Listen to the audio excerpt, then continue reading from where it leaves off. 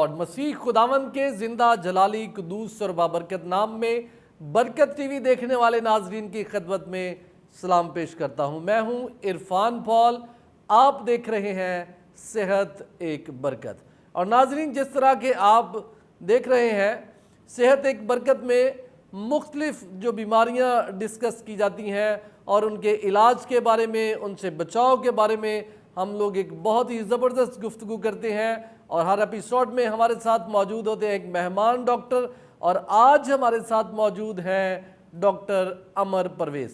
Doctor Amar Parvez doctor of pharmacy हैं, MPhil scholar हैं और इनकी नेचुरल पे रिसर्च जारी है और बड़े ही ज़बरदस्त ये डॉक्टर हैं। और जब हम इनसे मुलाकात करते हैं तो अक्सर हम मेडिसिन के बारे में जानते हैं। आज भी हमारे पास मौका होगा कि हम डॉक्टर अमर परवेज़ से बहुत सी ज़बरदस्त और मुफीद बातें जानेंगे।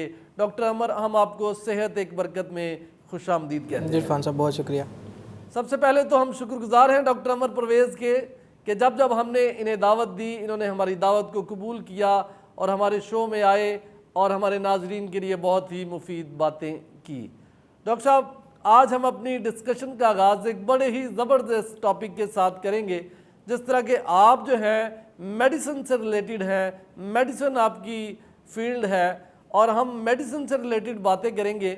पिछले कुछ दिनों से देखने में आया हमारे पंजाब में, मुल्क पाकिस्तान में, जैसे ही बुखार बड़ी तेज़ी से लोगों में फैलना शुरू हुआ तो एक बात गर्दिश करती ही नज़र आई कि पैनाडोल जो टैबलेट बुखार की एक बड़ी ही कॉमन दवाई है वो मार्केट में शॉर्ट हो गई है।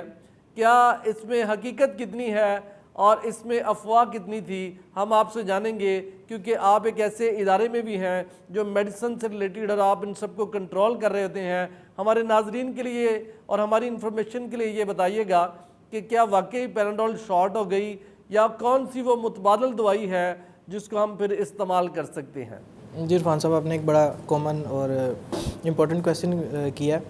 पैनाडोल बेसिकली एक मेडिसिन का ब्रांड नेम है जिसमें दवाई का नाम है एसिटाइल सैलिसिलिक एसिड, जिसको कई कंपनियां बनाती हैं। सबसे कॉमन ब्रांड हमारे पास अवेलेबल GSK का है पैनाडोल, और ये अभी फ़िलहाल वाफिर मकदार में मौजूद है। इसमें कोई किसी किस्म की शॉर्टेज नहीं है पूरे पंजाब में, और हम इसकी सर्वेलेंस भी कर रहे हैं, हमारा डिपार्टमेंट ड्रग कंट्रोल विंग, और इसमें कोई शॉर्टेज का इशू नहीं है। दूसरी बात यह है कि इसके अल्टरनेट ब्रांड्स भी अवेलेबल हैं। अल्टरनेट ब्रांड्स में आपको बताता चलूँ वो क्या हैं। बेसिकली कि कोई दूसरी कंपनी सेम वही दवाई मैन्युफैक्चर कर रही है उस स्टैंडर्ड्स पे, तो आप अल्टरनेट ब्रांड्स जैसे कि डिस्प्रोल या फेब्रोल है, आप वो भी ले सकते हैं। बुखार में या स्पेशली डेंगू फीवर में आप ले सकते हैं, इसमें कोई ऐसा प्रॉब्लम नहीं है। डॉक्टर साहब, आप ये बता रहे हैं हमारे नाजरीन के लिए कि जिस तरह पिछले दिनों सोशल मीडिया पे और दीगर ज़राए से ये अफवाहें सुनने को आई कि पैनाडोल जो है बुखार की जो दवाई है मार्केट में शॉर्ट हो गई है, तो बेसिकली आप ये कहना चाह रहे हैं कि एक ब्रांड का शॉर्ट होना वो पूरी दवाई का मार्केट से गायब होने की आप बात नहीं कर सकते। पूरी दवाई शॉर्ट होना नहीं है, और उसमें अल्टरनेट ब्रांड्स भी वाफिर मकदार में मौजूद हैं और इसकी सर्वेलेंस भी स्टार्ट हो चुकी है। और कोई किसी किस्म की शॉर्टेज रिपोर्ट नहीं हो रही। और जो लोग होर्डिंग कर रहे थे, होर्डिंग मतलब कि जो उसको स्टॉक कर रहे थे या उसको ब्लैक करने की कोशिश कर रहे थे, उनके खिलाफ कार्रवाई अमल में लाई जा रही है। और अगर आपको इस तरह की एक्टिविटी देखें तो उसको फ़ौरन रिपोर्ट करें प्राइम मिनिस्टर पोर्टल पे या हमारे इदारे से रब्ता करें, तो इंशाल्लाह आपको मतलब ये है आपका कि हुकूमत पंजाब और हुकूमत पाकिस्तान बड़े ही इस पे नज़र रखे हुए है कि कौन सी अद्वियात जो हैं वो मार्केट में शॉर्ट हो रही हैं या जिनको गलत खबर जो है वो मार्केट में फैलाई जा रही है। आप ये कहना चाह रहे हैं कि पैनाडोल जो है वो एक ब्रांड नेम है और इसकी जो आप बात करें जेनेरिक पे आप बात करें। बेसिकली आज हम डॉक्टर साहब से थोड़ा सा जेनेरिक पे ही जानेंगे। डॉक्टर साहब, ये जेनेरिक मेडिसिन जिनका जिक्र किया जाता है, ये मेडिसिन क्या है जेनेरिक मेडिसिन? इरफान साहब, जेनेरिक मेडिसिन बेसिकली मैं आपको इसका थोड़ा सा पीछे जाके इसको थोड़ा सा समझाना चाहूँगा। सबसे पहले तो एक दवाई फॉर एग्जांपल एक कंपनी बनाती है और वो उसके ऊपर रिसर्च करती है। बिल्कुल ठीक है। और रिसर्च का प्रोसेस ऑलमोस्ट 10 to 20 ईयर्स तक भी चला जाता है, और जिसमें उसकी ड्रग डेवलपमेंट एक पूरा एक साइंस है जिसके तहत वो सारे प्रोसेस को होके गुजरती है। अब उस ड्रग डेवलपमेंट के बाद वो जो कंपनी दवाई को लॉन्च करती है सबसे पहले, तो वो फिर उसकी अपनी कॉस्ट उसमें से रिकवर करती है। सिंपल वे में कि वो उस पर जो उसने खर्चा किया होता है उसको वो रिकवरी में जाती है। और वो ब्रांड जब वो मदर ब्रांड के तौर पे लॉन्च होता है तो वो थोड़ा सा एक्सपेंसिव होता है, महंगा होता है। अब सेकेंडली जब एक दवाई मार्केट में आ गई, उसकी केमिस्ट्री स्टडी हो गई, उसकी क्लिनिकल ट्रायल्स हो गए, फ़ेज़ 1, फ़ेज़ 2, फ़ेज़ 3, फ़ेज़ 4 में जब वो ट्रायल्स जाएंगे तो फिर दूसरी कंपनियां उस कंपनी से रब्ता करती हैं और उनसे इजाज़त लेती हैं कि क्या हम भी ये दवाई बना लें। फिर वो एक स्पेसिफिक टाइम पीरियड के बाद उसे अलाउ कर देती है वो कंपनी जिसने रिसर्च करके वो ब्रांड लॉन्च किया, वो फिर दवाई मार्केट में दूसरे ब्रांड से अवेलेबल हो जाती है। और दूसरे ब्रांड्स उनके मुकाबले में कंपैरेटिवली सस्ते होते हैं या आवाम की पहुंच में ज़्यादा होते हैं और उससे फिर दवाई की शॉर्टेज और बाकी चीज़ें कवर होती हैं। डॉक्टर साहब, आप हमारे नाजरीन को ये बता रहे हैं कि एक ही मेडिसिन है और वो मुख्तलिफ नामों से मार्केट में अवेलेबल हो सकती है। इसका मतलब ये नहीं है कि वो कोई 2 नंबर मेडिसिन है या उसकी कोई ख़राब कारकर्दगी है। इसका मतलब कि मुख्तलिफ कंपनीज उसको बना रही हैं। एक ब्रांड आपको मार्केट में अवेलेबल नहीं है तो आप अपने फार्मासिस्ट से या डॉक्टर से कंसल्ट करके उसका अल्टरनेट ले सकते हैं। जी, मैं आपको यही बता रहा हूँ कि फार्मासिस्ट जब भी आप दवाई लें, सबसे पहले तो आप किसी अच्छी फार्मेसी या मेडिकल स्टोर से मेडिसिन लें जी। और जब आप दवाई लें उसमें कोई भी कन्फ्यूजन हो तो आप अपने फार्मासिस्ट से रब्ता करें। अगर फार्मासिस्ट अवेलेबल नहीं है तो आप उनसे टाइम लें और उनसे फिर पूछ के दवाई लें। और जेनेरिक के हवाले से जैसे फॉर एग्जांपल पैनाडोल के कई अल्टरनेट्स मार्केट में अवेलेबल हैं, आप उनको ले सकते हैं। फॉर एग्जांपल कई ऐसी मेडिसिन है, पेन किलर हैं, वो समटाइम्स शॉर्ट हो जाती हैं या मार्केट में कम हो जाती हैं, कमी हो जाती है, तो फिर आप उसके मुतबादिल में सेम सॉल्ट का, सेम केमिस्ट्री का मेडिसिन दूसरी भी ले सकते हैं। जैसे डाइक्लोफेनिक सोडियम है, उसके कई ब्रांड्स आते हैं, कोलोफैक भी आता है, कई डिफरेंट नामों से आती है। तो आप अपने फार्मासिस्ट से पूछ के सेम कंसनट्रेशन में वही दवाई किसी दूसरी कंपनी की ख़रीद सकते हैं और जो कि कॉस्ट इफ़ेक्टिव भी होगी और आपकी पहुंच में भी होगी और वो इजीली मिल भी जाएगी। आपका टाइम और पैसा दोनों की बचत हो जाए। डॉक्टर साहब, ये एक बड़ी कॉमन बात, एक और मेरे जहन में सवाल आ रहा है। अक्सर एक मरीज़ जब डॉक्टर के पास जाता है, उसे एक दवाई तजवीज़ की जाती है। जब वो मेडिकल स्टोर पे जाता है तो उसे कहा जाता है कि ये दवाई बहुत महंगी है और शायद उसकी जेब में इतने पैसे भी नहीं होते, लेकिन वो इस गर्ज से कि यही दवाई खाएगा तो फिर ही उसे आराम आएगा क्योंकि ये उसके मुआलिज ने उसको रिकमेंड किया है, उसके डॉक्टर ने उसको कहा है। तो आप ये बता रहे हैं कि बहुत से ऐसे ब्रांड्स भी हैं जो मदर ब्रांड नहीं है लेकिन बहुत अच्छी कंपनीज ने बनाई है दवाई और बहुत इफेक्टिव है, उसके बहुत ही बेहतरीन रिजल्ट हैं और आप वो दवाई खा के भी आराम ले सकते हैं, बजाय कि वो महंगी दवाई अगर आप अफोर्ड नहीं करते तो जो सस्ती दवाई है उसके कंपेयर अगर उसके साथ करें तो वो दवाई भी इफेक्टिव है। ऐसे ही इरफान साहब, हम पाकिस्तान में और सब कॉन्टिनेंट में एक शुरू से रहा है कि कॉन्सेप्ट रहा है कि मदर ब्रांड्स लिखे जाते रहे जी, कि पेशेंट्स की सेटिस्फेक्शन भी हो और समटाइम्स पेशेंट की खुद से भी देखने में आता है कि पेशेंट कहता है कि मुझे अच्छी दवाई लिख के दें, तो देन फिजिशियन क्या करता है, वो महंगी दवाई लिख देता है। तो उसमें रिकमेंडेशन पेशेंट की खुद भी होती है। अब समटाइम्स ये होता है कि एक आदमी जो कि 1500 दिन का कमा रहा, जो कि एक मज़दूर तबका है, उसको अगर महंगी दवाई लिख के देंगे वो कभी भी उसको कंप्लाई नहीं कर पाएगा, वो दवाई खा नहीं पाएगा, उसके पास इतने पैसे नहीं होंगे। उसमें फिर रोल क्या आ जाता है, फार्मासिस्ट का रोल आ जाता है। आप इसी अच्छी फार्मेसी पे जाएं, फार्मासिस्ट से बात करें, उसको कहें कि मुझे ये दवाई इस बजट में मैनेज कर दे, तो फार्मासिस्ट उसमें अच्छी मेडिसिन, अच्छी ब्रांड्स, जो अल्टरनेट ब्रांड्स है वो आपको दे सकता है। अब जो आपने कहा मदर ब्रांड, हमने आपको थोड़ा सा गाइड किया, मदर ब्रांड और मी टू इसको कहते हैं। जो दूसरे ब्रांड्स होते हैं जो मदर ब्रांड के साथ कोलैबोरेशन करके उनसे इजाज़त लेके बनाए जाते हैं, उसको मी टू मेडिसिन कहते हैं। जी। अब मी टू ब्रांड्स में कई बहुत अच्छी नेशनल कंपनीज़ भी हैं, मल्टीनेशनल कंपनीज़ भी हैं जिनकी प्राइस आपकी रेंज में, आपके बजट में आ जाती हैं, जो आप पे ईज़िली अवेलेबल भी हैं और आप उनको ले सकते हैं। लेकिन मैं आपको ये मशवरा दूंगा कि आप फार्मेसी से कंसल्ट करके फिर लें। अगर कोई मेडिकल स्टोर में कोई और आपको देने की कोशिश करता है तो उसमें कोई एम्बिग्विटी हो सकती है। मतलब हमारे नाजरीन को आप ये बता रहे हैं कि अगर आप किसी मेडिकल स्टोर पे गए हैं और डॉक्टर ने दवाई तजवीज़ की है और मेडिकल स्टोर वाला अपनी मर्ज़ी से दवाई तब्दील कर आपको कहता है कि ये वैसी है और कीमत उसकी वही आपसे चार्ज कर रहा है, तो हरगिज़ ऐसा ना करें, बल्कि एक फार्मासिस्ट या एक डॉक्टर से दोबारा कंसल्ट करें कि कौन सी दवाई आपके लिए बेहतर है और कौन सी आपकी पहुंच में है, वो आप ज़रूर इस्तेमाल करें। जी इरफान साहब, ये बिल्कुल ये फार्मासिस्ट का काम है, फिजिशियन का काम डायग्नोज करना और उसको दवाई लिखना है। बिल्कुल ठीक है। रिसेंटली ड्रैप ने भी इंस्ट्रक्शन दी है सारे सेक्रेटरीज को और फिजिशियंस को कि आप दवाई जेनेरिक में लिखें। अब जेनेरिक फार्मेसी एक कॉन्सेप्ट है जो कि भी पाकिस्तान में तो भी रिसेंट है, नया है।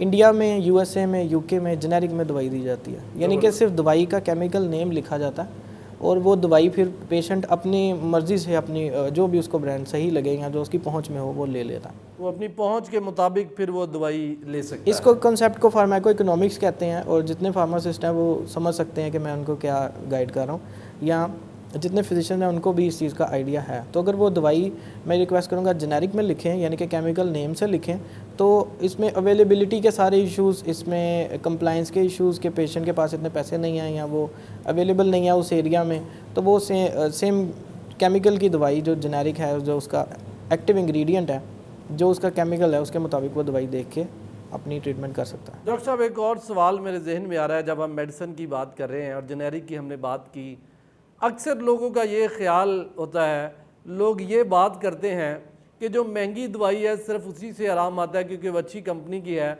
और जो हॉस्पिटल्स में, ख़ासकर गवर्नमेंट हॉस्पिटल्स में, हमारी पंजाब फैसिलिटीज़ जो हैं वहाँ पे दवाई जो मिलती है, या पूरे ऑल ओवर द पाकिस्तान जो अद्वियात एक गवर्नमेंट के इदारे में हमें मुहैया की जाती हैं, वो शायद सस्ती हैं और उनसे आराम नहीं आता। इस बात में कितनी सदाकत है? इरफान साहब, इसमें सबसे पहले तो पेशेंट की अपनी मेंटल सेटिस्फेक्शन की बात है। अगर उसको यकीन हो कि वो ठीक हो जाएगा तो वो इफ़ेक्टिवली हो सकता है। अब मैं टेक्निकल पॉइंट्स पे आता हूँ। सबसे पहले तो ये है कि एक दवाई जब मार्केट में आती है तो वो सारे प्रोसेस से हो के आती है, यानी कि उसकी registration drug regulatory authority of Pakistan करता है और जो उसकी सारी पैरामीटर्स को चेक करके ही उसको पास करता है।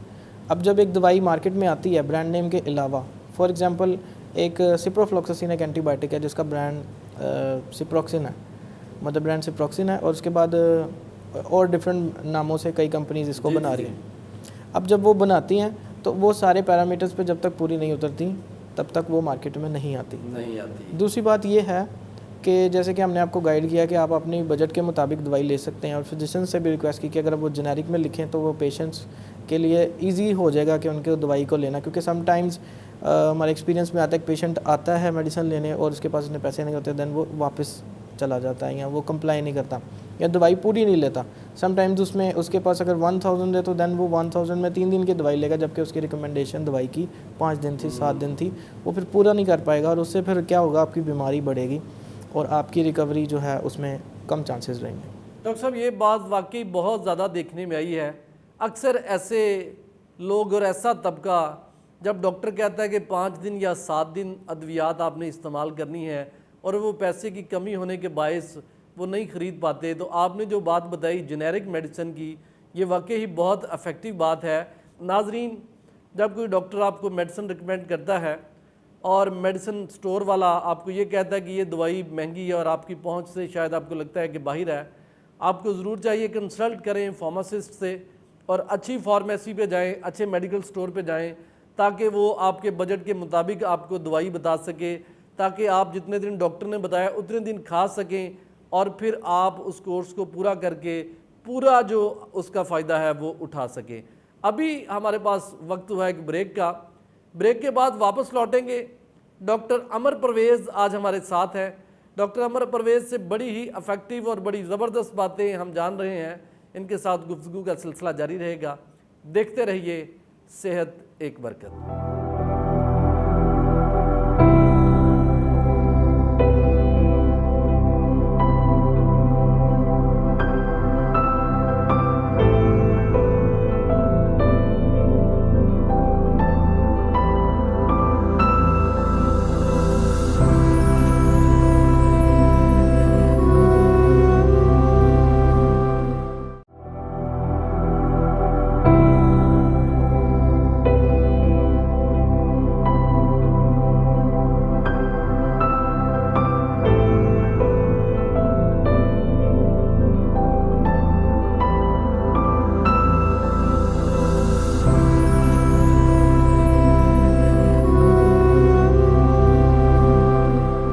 Welcome back. आप देख रहे हैं सेहत एक बरकत और आज हमारे साथ मौजूद हैं डॉक्टर अमर परवेज़।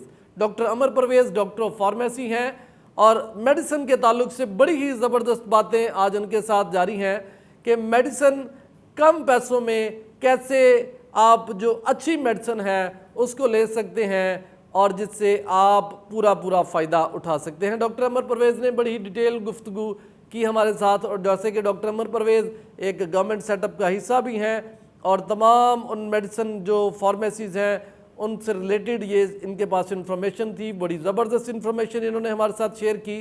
डॉक्टर साहब, कुछ बातें जो और हम जानना चाहते हैं, अक्सर ये हमारे नाजरीन का सवाल होता है, क्या गवर्नमेंट सेटअप में जो मौजूद अद्वियात हैं क्या वो वाकई अफेक्टिव हैं या उनकी जो अफादियत है वो कम होती है वाकया में? नहीं इरफान साहब, ऐसा कुछ नहीं है। गवर्नमेंट में जो मेडिसिन आती है, जो भी गवर्नमेंट सेटअप में हम प्रोक्योर करते हैं, क्योंकि मेरा खुद भी एक्सपीरियंस रहा हॉस्पिटल का, तो हमने प्रोक्योरमेंट भी की है। लेकिन गवर्नमेंट में जब एक मेडिसिन आती है तो उसका एक प्रॉपर प्रोसीजर हम फॉलो करते हैं। उसमें सबसे पहले हम उसको ड्रग टेस्टिंग लेबॉरेटरी में भेजते हैं। उसका एक्टिव इंग्रेडिएंट, उसकी क्वालिटी, उसके स्टैंडर्ड को हर तरह से चेक किया जाता है। जब वो गवर्नमेंट की लेबॉरेटरी उसको पास करती है, देन फिर हम उसको डिस्पेंस करते हैं या पेशेंट्स को देते हैं। उससे पहले वो दवाई हम डिस्पेंस नहीं करते। नाजरीन, डॉक्टर अमर परवेज़ साहब ने बड़े खूबसूरत अंदाज में ये बताया कि तब तक मरीज़ों को वो अद्वियात नहीं दी जाती इस्तेमाल के लिए जब तक वो ड्रग टेस्टिंग लेबॉरेटरी से पास नहीं हो जाती। और ये वो अद्वियात होती हैं जो मरीज़ों को दी जाती हैं जिन पे government of Pakistan, government of Punjab लाखों करोड़ों रुपए इन्वेस्ट करती है हम सब के लिए, ताकि आपको पूरा फ़ायदा मिले। अगर आप किसी बीमारी में मुब्तला हो गए हैं और गवर्नमेंट सेटअप में जाते हैं तो अच्छी अद्वियात आपको दी जाती हैं। ये हरगिज़ मत सोचें कि ये अद्वियात सस्ती हैं या गवर्नमेंट ने परचेज़ की हैं तो इनका फ़ायदा नहीं। इन अद्वियात का बहुत फ़ायदेमंद है, बशर्ते कि आप इनको उस डोज़ और उस टाइम के मुताबिक इस्तेमाल करें जो डॉक्टर आपको रिकमेंड करता है। डॉक्टर साहब, अक्सर ये भी देखने में आया है, डॉक्टर ने कहा 5 दिन दवाई आप इस्तेमाल करें, मरीज़ को 2 दिन में ही पूरा फ़ायदा हो गया, वो समझता है कि अब मैं शायद मुकम्मल तौर पे ठीक हूँ और दवाई छोड़ दी। क्या इस तरह करना चाहिए कि डॉक्टर ने 5 दिन कहा है, 2 दिन के बाद आपको फ़ायदा हुआ और दवाई छोड़ देनी चाहिए, या 5 दिन पूरे ही वो दवाई खानी चाहिए?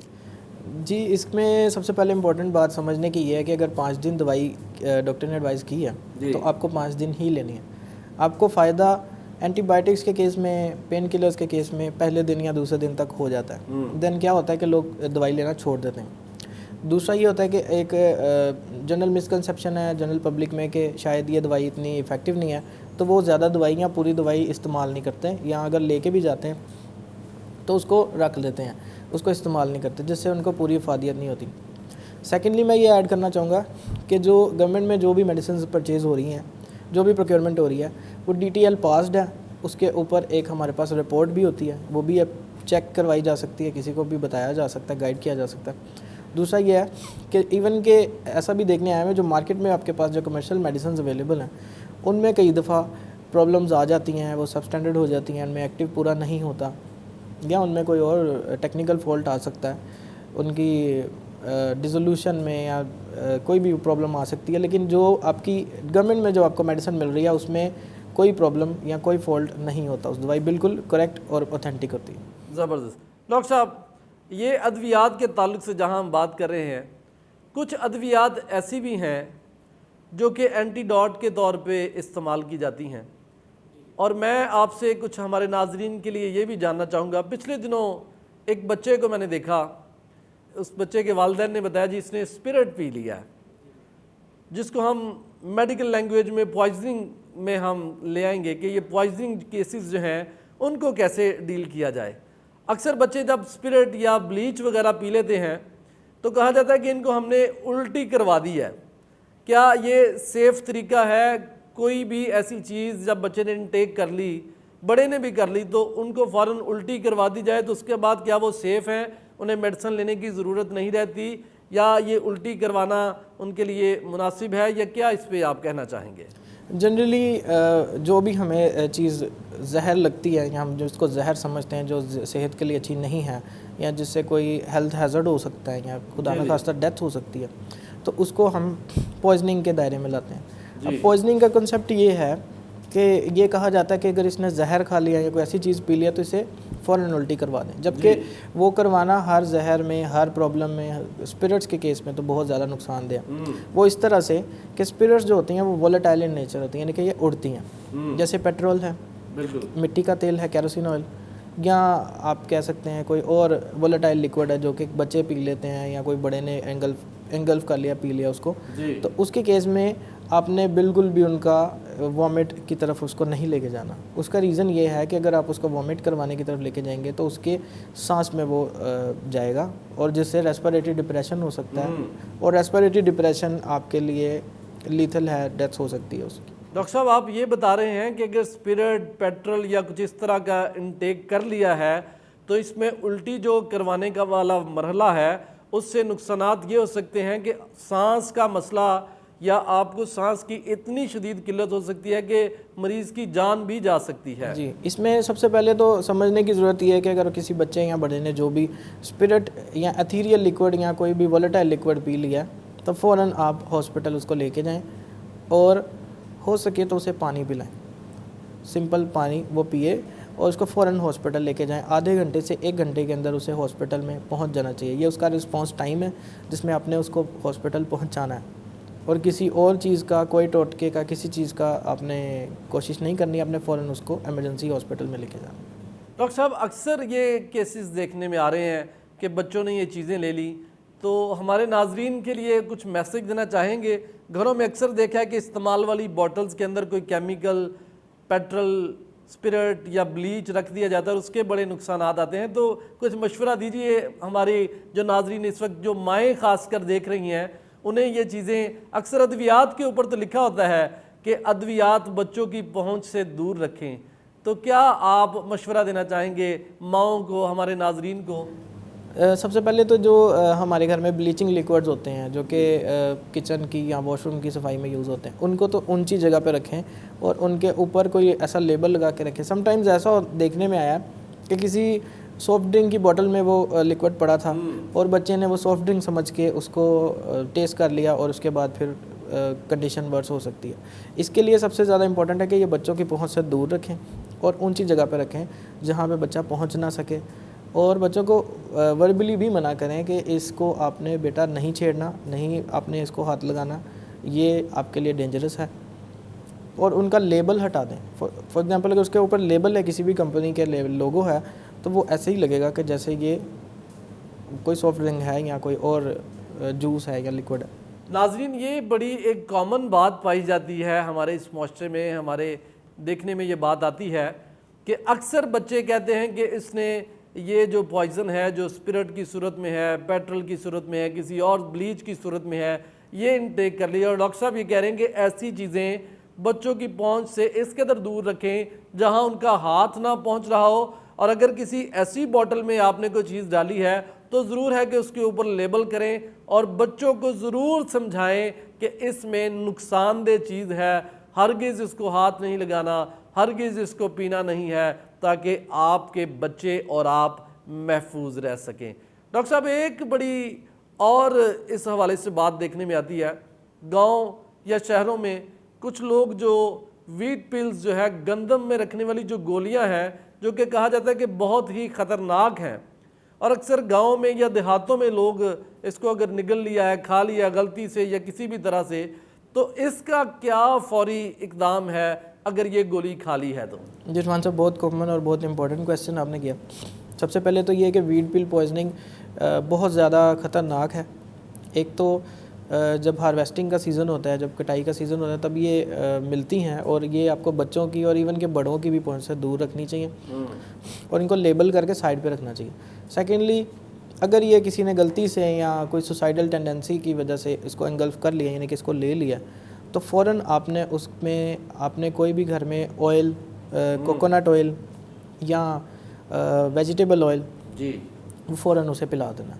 उसको पिलाने से ये होगा कि ये वीट पिल्स जब स्टमक में जाती हैं तो ये बर्स्ट होती हैं, यानी कि फटती हैं, जिससे कि आपकी जीआईटी परफोरेशन हो सकती है, खून की उल्टी हो सकती है, और खून की उल्टी के बाद उसको पेशेंट को कवर करना ज़रा मुश्किल हो जाता है। उससे बचने के लिए फ़ौरन आपने उसको रिस्पॉन्ड करना है। आपने कोई थिक ऑयल, कोकोनट ऑयल या वेजिटेबल ऑयल, 2 इंपॉर्टेंट ऑयल्स है जो घर में होते हैं, वो फ़ौरन पेशेंट को पिला देने हैं और उसको आधे घंटे से घंटे में फ़ौरन आपने हॉस्पिटल लेके जाना है। उसमें कोई और अपने इंटरवेंशन टोटका कुछ नहीं करना, आपने फ़ौरन उसको हॉस्पिटल पहुंचाना है ताकि उसकी जान बचाई जा सके। नाजरीन, अगर आप कहीं भी हमारी ये गुफ्तगू सुन रहे हैं और आपको इस बात का इल्म होना चाहिए कि अगर किसी ने जानबूझ के, जानते हुए या अनजाने में गंदम में रखने वाली जो गोलियां हैं जो कि बहुत ही ख़तरनाक हैं, डॉक्टर साहब बता रहे हैं, वो निगल ली है, खा ली है, तो सबसे पहला कदम जो है, सबसे पहला स्टेप जो है वो ये है कि कोई भी कुकिंग ऑयल जो आपको मुयस्सर है,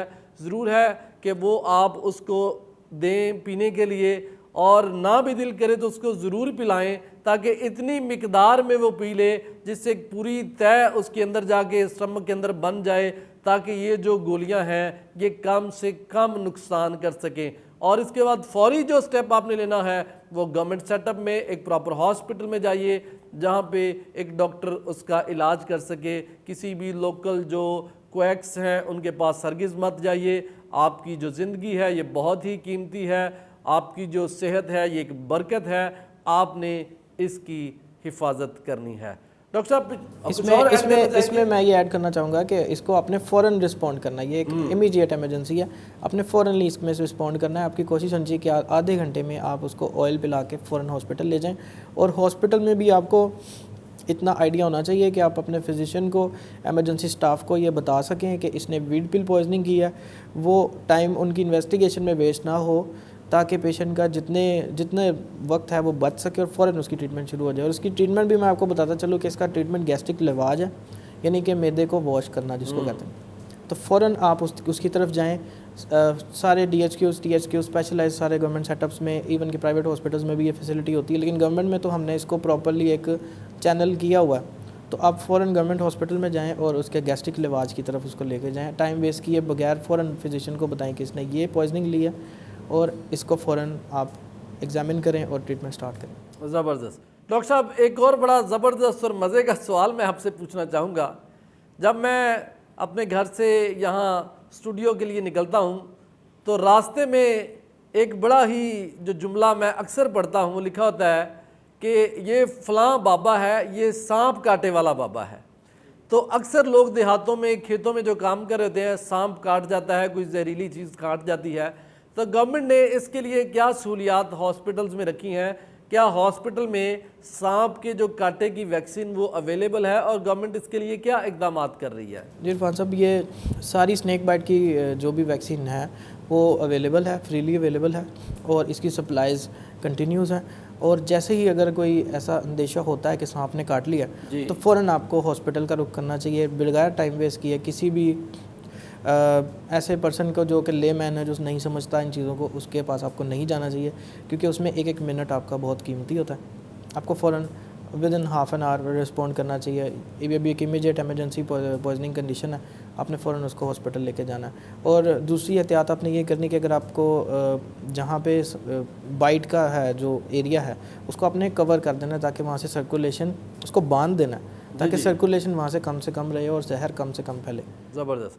नाजरीन, अगर कोई आपको गुमराह करने की कोशिश करे तो आपने हरगिज़ उसकी बातों में नहीं आना। डॉक्टर साहब ये कह रहे हैं ऐसा कोई अनजान शख्स जो मेडिकल से वाकिफ़ नहीं है और वो आपको ये कहे कि सांप काटे का जो इलाज है वो मैं ऐसे ही यहाँ पे घर बैठे ही कर दूंगा, तो ये मुमकिन नहीं है। गवर्नमेंट सेटअप में बहुत ज़बरदस्त सहूलियात मौजूद हैं। एंटी स्नेक जो वैक्सीन है वो अवेलेबल है, डॉक्टर साहब कह रहे हैं, और फ्री ऑफ कॉस्ट, यानी कि मुफ्त में ये अद्वियात आपके लिए मुयस्सर हैं। तो ज़रूर है कि आप गवर्नमेंट सेटअप में जाइए और अपना प्रॉपर ट्रीटमेंट लीजिए। डॉक्टर साहब, क्या इसी तरह कुत्ते के कांटे की भी वैक्सीन मौजूद है हॉस्पिटल्स में? जी इरफान साहब, बिल्कुल ये अवेलेबल है और इसकी 24 आवर सप्लाई हमने सेक्रेटरी हेल्थ के कहने पे हमने बिल्कुल इसको स्टार्ट किया। और आपको कभी भी प्रॉब्लम हो तो फ़ौरन आपने हॉस्पिटल का रुख करना और फ़ौरन वैक्सीन लगवानी है। इसकी जितनी 5 से 6 डोजेस जो भी रिकमेंड आपको की जाती हैं आपने उसको कंप्लीट करना है। और ये नहीं करना कि अगर आप को उसके बाद आप आराम फील करें तो आप उसको छोड़ दें, फ़ौरन आपने उसको रिस्पॉन्ड करना है और इसकी कंप्लीट ट्रीटमेंट आपने लेनी है। ज़बरदस्त। नाजरीन, आप देख रहे हैं सेहत एक बरकत और हमारे साथ मौजूद थे डॉक्टर अमर परवेज़। डॉक्टर अमर परवेज़ ने बड़ी ही ज़बरदस्त और मुफीद बातें आज हमारे साथ शेयर की और यकीनन ये आप सबके लिए फ़ायदेमंद होंगी। और यहाँ हम गवर्नमेंट ऑफ पाकिस्तान और गवर्नमेंट ऑफ पंजाब की इन तमाम काविशों को ज़रूर सराहना चाहेंगे कि उनके जो इक़दाम हैं वो बहुत ही ज़बरदस्त और मुअस्सर हैं। गवर्नमेंट ऑफ पंजाब का, गवर्नमेंट ऑफ पाकिस्तान का साथ दीजिए। गवर्नमेंट सेटअप्स हमारे लिए बनाए गए हैं, उनकी भी हिफाजत कीजिए क्योंकि वो आप सबके इलाज मुआलजे के लिए हैं। डॉक्टर साहब, आखिर में हम आपका शुक्रिया अदा करना चाहेंगे।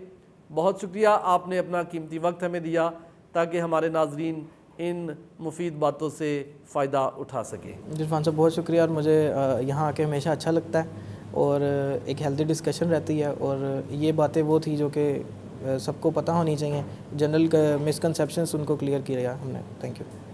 नाजरीन, अपनी सेहत का ख्याल रखिए, अपने इर्द गिर्द बसने वालों की सेहत का ख्याल रखिए क्योंकि सेहत एक बरकत है। God bless you all.